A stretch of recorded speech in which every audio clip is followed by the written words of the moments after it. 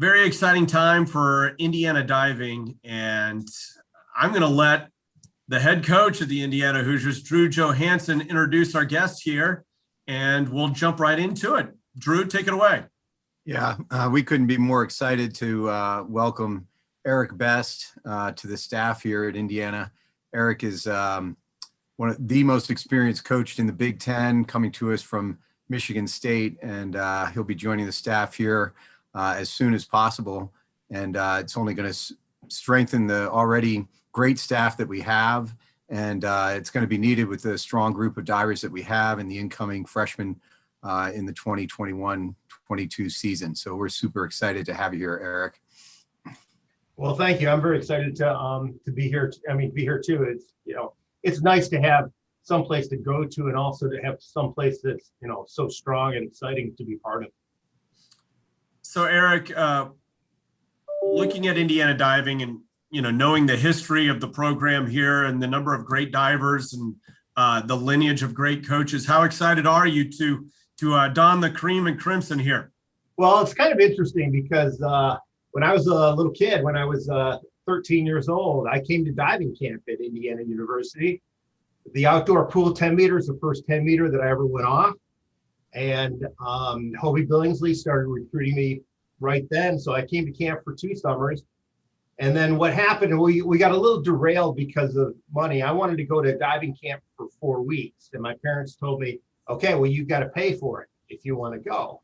Well, I didn't have enough money to go for 4 weeks, but then, I'm a kid from Michigan anyways. And so down the road was this other camp that I could go for 3 weeks that I could afford it. So I ended up, my 3rd year camp, I ended up at Michigan State. And then the coach there kind of did the job and recruited me out of camp. So I've been, with Michigan State in some form or fashion, since I was 18 years old.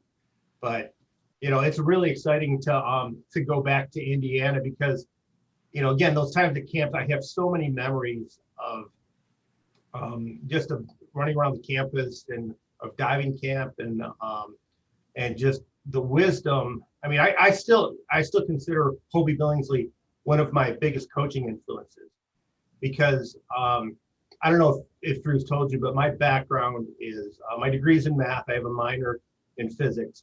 And when we came to camp, Hobie did a whole presentation on diving and physics and how it worked together. And that just absolutely fascinated me. And it's been such a strong basis on my coaching ever since. Drew, our team is getting bigger and younger. How important and valuable will an experienced hand be in helping you train a larger squad and a young team that is going to be developing? Having Eric join the squad here with his experience, he'll serve as a coach here, but also as a mentor to me. He's been in the Big Ten for a long, long time, and he's seen it all in every way possible. So I'm really looking forward to a steady hand when I might get a little too excited or try to move a little too fast with all these young, exciting bucks that we have here. And then I'm also excited to share with Eric he referenced how Hobie was an innovator, and that's still a big part of the program here. And we've done some things behind the scenes with statistical analysis, predictive analysis, dive tracking that his knowledge in math and experience with the sport, I think, is only going to improve what we're doing here. This one will be for both of you. I think it speaks very well of you, Drew, that you would be humble enough to look to another experienced head coach for help, and then Coach Best, likewise, that you'd be willing to help out a dynamic younger coach. And Drew, how excited are you guys to work together and embark upon this partnership? Well, I'm going to come in and change his whole program because he obviously doesn't know what he's doing. We're going to have a lot of fun. Well, I think we're going to have a really, really good time. I think we're going to keep each other quite entertained. To me, the excitement of actually having another coach there, a peer, to be able to bounce ideas off of immediately. I mean, we get to do that. We do this, we do this on the phone with each other. We do this.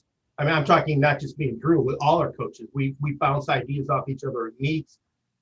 And it's always a great thing for me to get to meet and, just be able to have another coach to talk to about it. But gosh, to have that opportunity to do it every single day, and especially with somebody who's had the success and the creativity that Drew has. I mean, a lot of the things I have no idea. He's sending me more stuff, and I'm just kind of going wow with everything that I get from it. It's like, you're doing that. That is really cool. And there's things that a lot of things that I had in my head, but when you're a one-man show, you just get kind of overwhelmed with what you have to do day to day, and some of those exciting little ideas that you have never have a chance to get developed. So I'm really looking forward to that. Looking at diving, there's multiple missions for you as diving coaches. And it's not entirely unique to diving here, but it is maybe unique to some other sports that are across the Big Ten, in which you have the goal of getting a scholarship athlete to qualify for the Olympic Games and potentially medal. But then if you can take a walk-on and get them to score in a B final, it can lead to a Big Ten championship. Yeah. How excited are you to balance both of those challenges? You hit the nail on the head there, Jeremy, to be able to take the time and do the teaching that's necessary to develop, a walk-on or, an equivalency athlete here at IU or at any school is the biggest challenge, especially when like Eric's situation has been when you're on your own.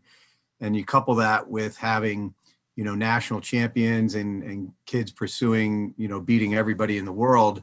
There's only so many hours in the day. And one of my sayings is time is a 4-letter word. And with Eric joining the squad here, we're going to have more time to devote to both ends, the entire program. And that's also going to bring the team together. Having 2 experienced coaches here that can bring the knowledge and has the ability to teach the sport of diving and to keep these kids on track with their schooling and all their professional goals beyond diving. It's just going to be one of the best staffs in the country.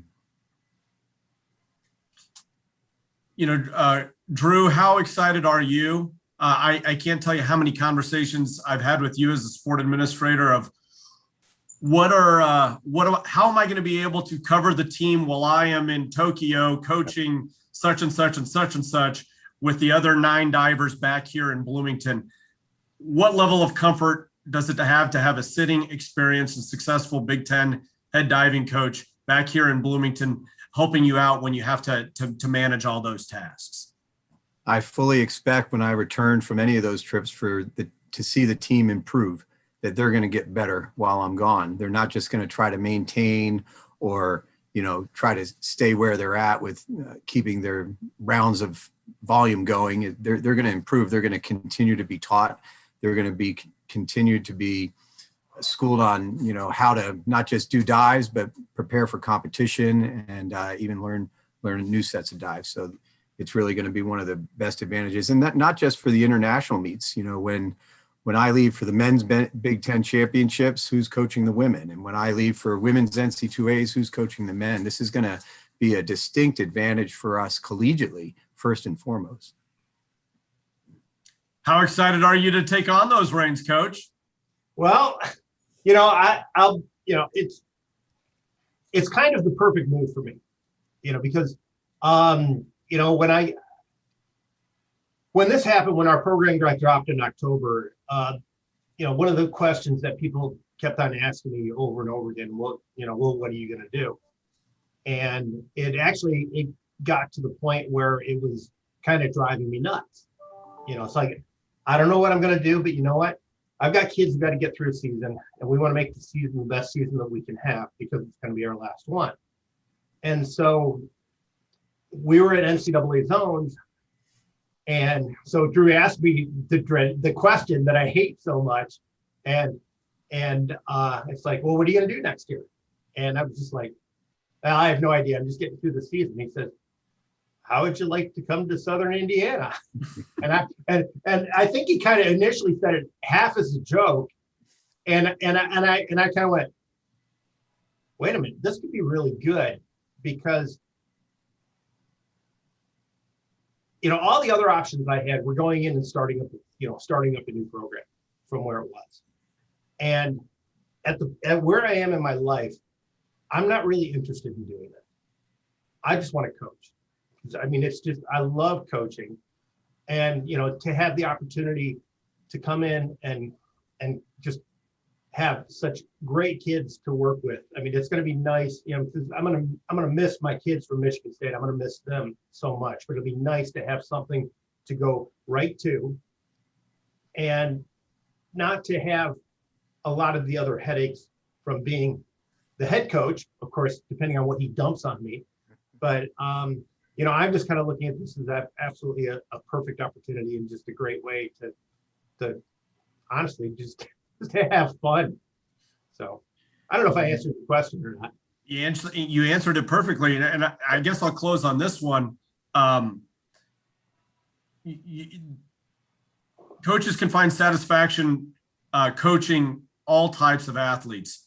How excited are you to walk out onto the deck and watch Andrew Capobianco off the 3-meter almost grab money off the ceiling, and see Taryn coming off the tower, not even paying attention and still landing right, having athletes of that caliber to be able to work with at this stage in your career? Well, I mean, it's when you get done, it's fun. I mean, I've had a few at almost that caliber, very close, and but to walk in, just have a bunch of kids coach at that level, it's just incredibly exciting. I mean, again, and to come from where I'm coming from with my world absolutely crashing to a halt, to step into this is just, it's very exciting.